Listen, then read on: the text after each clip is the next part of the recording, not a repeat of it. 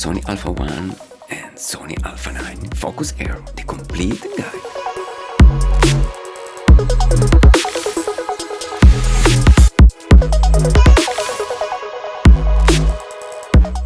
As a professional photographer, I'm always looking for new ways to improve my technique and get better results. One of the most effective ways to improve the quality of my photo is to make better use of my camera's focus zone. In this video, I'll walk you through all of the Sony Alpha 1 and Sony Alpha 9's focus zone features, from selecting the mode, focusing, to customizing setting, to advanced techniques for getting perfect photos. The focus zone is one of the most important functions of any camera, and the Sony Alpha 1 and the 9 are no exception. The focus zone determines which part of the image will be sharp and which will be blurry.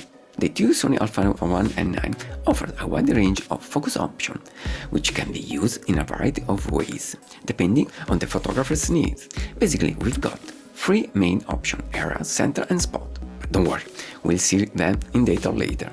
The Sony Alpha 1 and 9 offer several focus modes, each of which is designed to meet specific needs. The easiest way to focus is the single shot autofocus (AFS) mode. This mode is used for static or slow moving subjects. When you half press the shutter button, the camera focuses on the subject and freezes it, allowing you to take a sharp image. Continuous autofocus mode (AFC) is designed for fast-moving subjects. In this mode, the camera tracks the moving subject and maintains continuous focus. This is especially useful for sport photography of moving animals. Finally, direct manual focus mode (DMF) allows you to make manual focus correction while using autofocus. This mode is useful when you want to make a small correction to the focus. Selecting the right focus mode depends on the subject you are photographing and the light condition. When working with static or slow-moving subject, the AFS mode is generally the better choice. If you are working with the fast-moving subject, the AFC mode is ideal. DMF mode is useful when you want to make a small correction to focus. To select the focus mode on the Sony Alpha 1, you have at least three ways. Number 1, just press the function button and select the desired mode from the menu. Usually the focus mode selection is present in the function menu, unless you have removed from there. Number 2, from the main menu, looking for the specific item. Actually, it's less useful, even though you can always use it, and for every aspect of the camera. Number 3, just use the specific dial. Yes, there's the left dial that allows you to select which focus mode you need. Simple and easy. Of course, I recommend to use it. The Sony Alpha 1 and 9 offer several focus zone options, each of which is designed to meet specific needs. As I said before, basically we've got three main options: area, center and spot. But let's go in detail. The wide zone focus zone is designed for many purposes, like static subjects, landscape, portraits, architecture, and whatever you want. Once you half press the shutter button, the camera will select the best points in the sensor to get your picture in focus. Usually I use this one only for landscapes and when I'm sure I'll have all in focus. It's pretty like the wide method, but in this case you can select which area to use, moving the area itself with a multiple selector. Also in this case, once you half press the shutter button, the camera will focus in the area selected. This focus option can be really useful for wildlife photography when you use it with the real-time tracking mode, but I'm going to explain it later. Okay, the single point focus zone is the simple mode and it's used for static or slow moving subject. In this mode the camera focuses in the center of your scene. Even though I'm not a big fan of to put the animal in the center of the frame, I admit that it can be useful in some situations, mostly for itinerary photo shoots. In situations like that, it can be faster using this option because you don't have to set anything. Just look at the viewfinder and shoot, knowing that your focus point is always at the center of the frame. Of course, if you have got enough time, once focused your subject and keeping half pressed the shutter button, you can move the camera on the first, or second, third line of the third grid rule. It's like in the center, but you can set which part of the screen to focus, always using the multiple selector. Actually, I don't use it so much, maybe with static subject and when I've got a lot of time for the composition. Like the spot method, this one can use neighboring points to achieve a better focus, or in case the camera can't focus properly with the selected point. so the camera will try to use one or more adjacent points. Finally, the tracking mode includes every mode above, but in this case the camera will follow the subject, a person, an animal, a car, or whatever you select. This is my favorite method for focusing animals, because as you know, they usually move somewhere, and with this option you can follow them, even if you are moving the camera itself. This option has many sub-options, like wide, zone, spot, and expanded spot.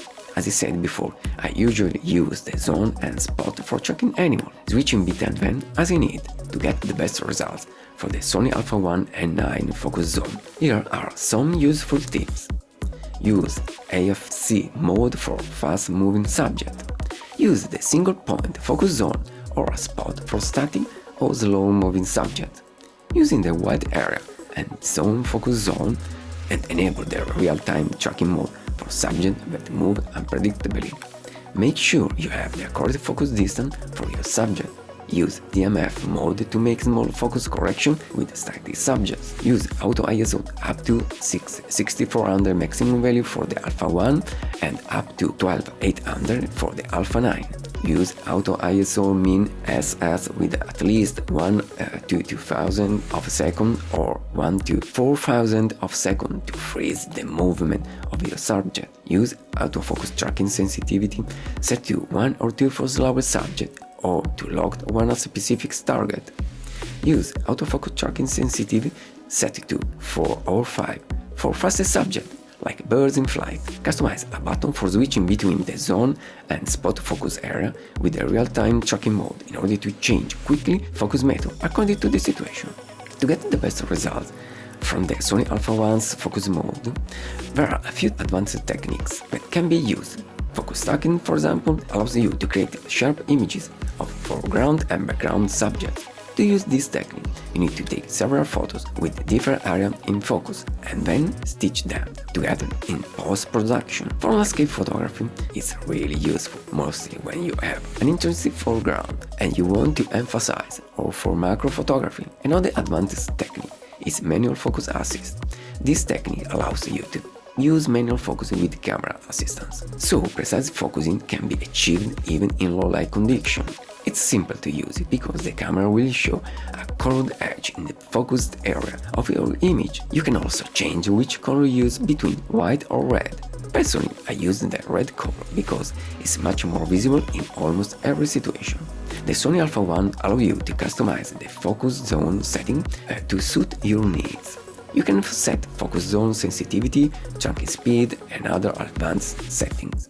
In my experience, I find this really interesting. Focus error limit. With this setting, you can limit the number of visible modes that you can set, picking up only the most used for you.